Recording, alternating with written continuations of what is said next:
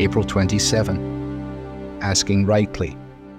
You do not have because you do not ask. You ask and do not receive because you ask wrongly, to spend it on your passions.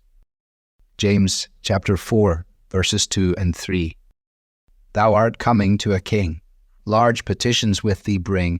For his grace and power are such, none can ever ask too much. This hymn by John Newton reminds us of Jesus' words. Whatever you ask in prayer, believe that you have received it, and it will be yours. Jesus taught his disciples elsewhere, if you then, who are evil, know how to give good gifts to your children, how much more will your Father who is in heaven give good things to those who ask him? We can go to God and ask him for good things. We can never ask too much of God. Yet, as James says, many of us don't receive these gifts from our Father because we don't have the courage to act on Jesus' teaching and simply ask. Or we do ask, but we request things not that are in line with his will, but rather that we want to receive from him in order to spend it on our passions, to use to further our priorities and not to serve his. When we consider what God's word teaches about prayer, we find that we are to ask, and to ask with humility, sincerity, and love, and with an understanding that God is sovereign and that his will is what we most wish to be done. When Jesus was in the Garden of Gethsemane, he prayed, Abba, Father, all things are possible for you. Remove this cup from me, yet not what I will, but what you will. See the balance here. Jesus had absolute confidence in God's power.